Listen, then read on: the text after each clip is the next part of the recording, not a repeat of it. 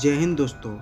9 फरवरी 1943 को जर्मनी की किल नामक बंदरगाह से एक इंडियन अपने साथी आबिद हसन सफरानी के साथ जर्मन पनडुब्बी में बैठकर पूर्वी एशिया की ओर निकलते हैं। वह जर्मन पनडुब्बी उन्हें हिंद महासागर के मेडागास्कर के किनारे तक लेकर 26 अप्रैल 1943 को पहुंचती है।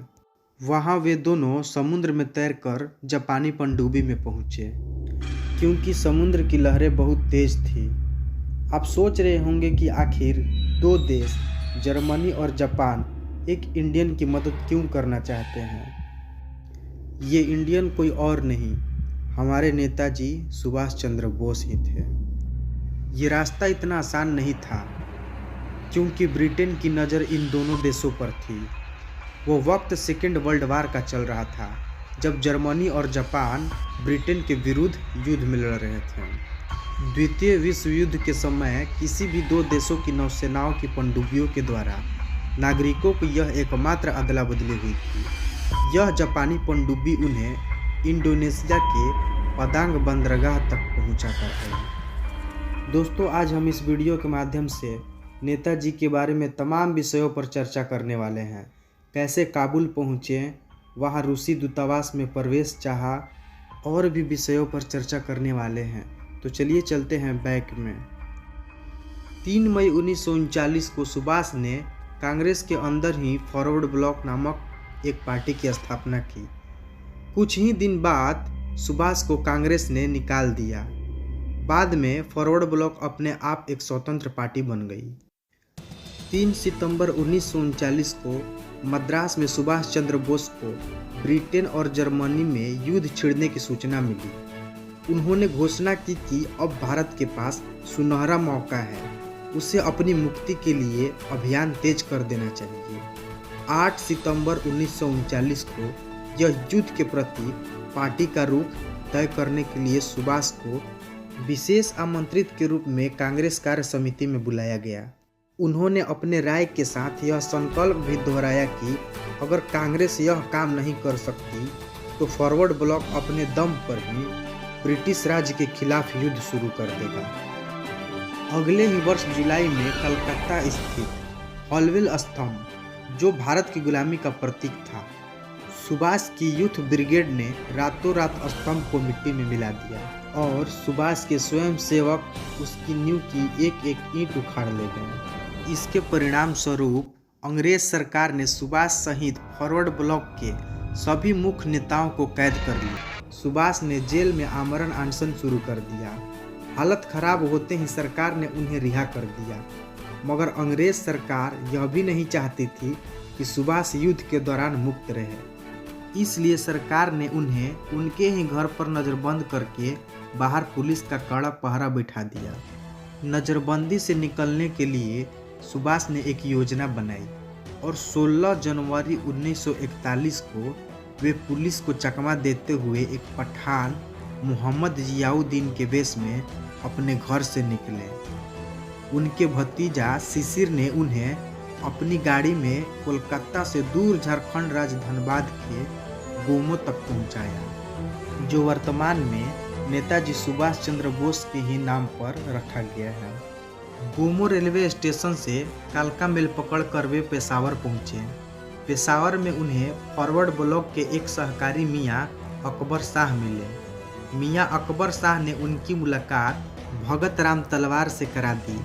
भगत राम तलवार के साथ सुभाष पेशावर से अफगानिस्तान की राजधानी काबुल की ओर निकल पड़े। इस सफ़र में भगत राम तलवार रहमत खान नाम के पठान और सुभाष उनके गूंगे बहरे चाचा बने थे।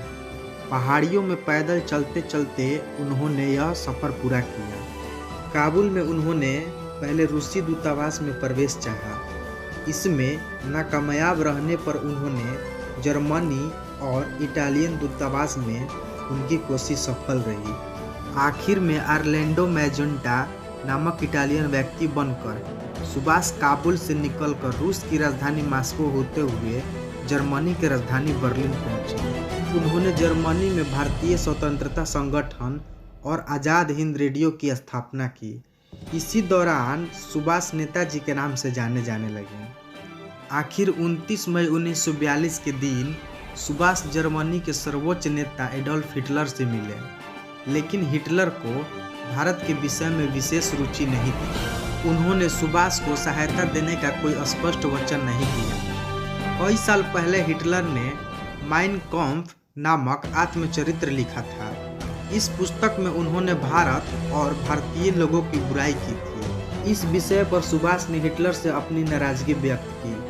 हिटलर ने अपने किए पर माफी मांगी और माइन काम्फ के अगले संस्करण में वह परिच्छेद निकालने का वचन दिया। अंत में सुभाष को पता लगा कि हिटलर और जर्मनी से उन्हें कुछ नहीं मिलने वाला है। इसलिए 9 फरवरी 1943 को जर्मनी के किल नामक बंदरगाह से अपने साथी के साथ एक जर्मन पनडुब्बी में बैठकर पूर्वी एशिया की ओर निकल पड़े। दोस्तों, इसकी चर्चा मैंने शुरू में ही किया था।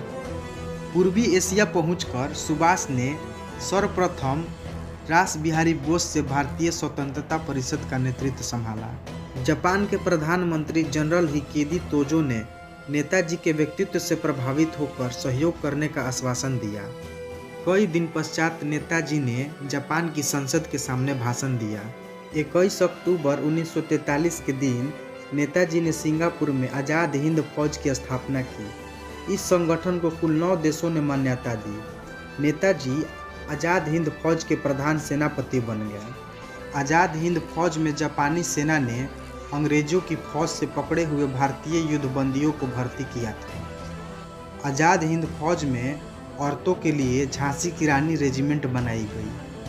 पूर्वी एशिया में नेताजी ने अनेक भाषण देकर वहां के अस्थायी भारतीय लोगों को आज़ाद हिंद फौज में भर्ती होने और उसे आर्थिक मदद देने का आह्वान किया। उन्होंने अपने आह्वान में यह भी संदेश दिया कि तुम मुझे खून दो, मैं तुझे आज़ादी दूंगा। द्वितीय विश्व युद्ध के दौरान आज़ाद हिंद फौज ने जापान की सेना के सहयोग से भारत पर आक्रमण किया। अपनी फौज को प्रेरित करने के लिए नेताजी ने दिल्ली चलो का नारा दिया। दोनों फौजों ने अंग्रेजों से अंडमान और निकोबार द्वीप जीत लिए। नेताजी ने इन द्वीपों को शहीद द्वीप और स्वराज द्वीप नाम दिया।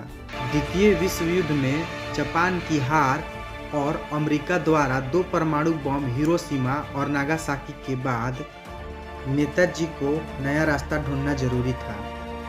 जापानी सेना ने नेताजी को टोक्यो ले जाने के लिए एक रास्ता निकाला, जो एक मित्सुबिशी K-21 बम वर्षक जहाज में बैठकर वियतनाम में सैगोन से उड़ान भरते हैं और ताइवान के हाइतो में लैंड करते हैं। फिर वहां से ताइहोकू फार्मोसा, जो वर्तमान में ताइपाई है, लैंड करते हैं।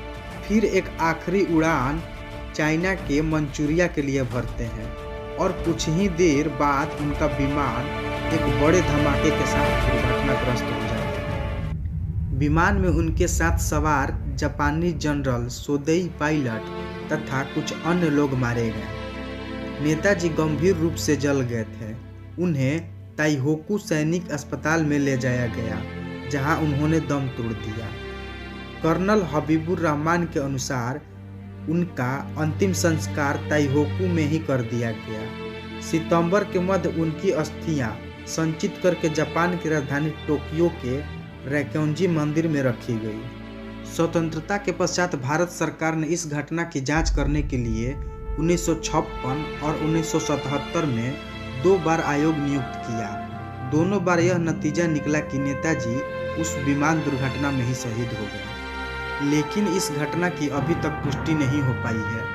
18 अगस्त 1945 के दिन नेताजी कहाँ लापता हो गए और उनका आगे क्या हुआ, यह भारतीय इतिहास का सबसे बड़ा रहस्य बनकर रह गया है।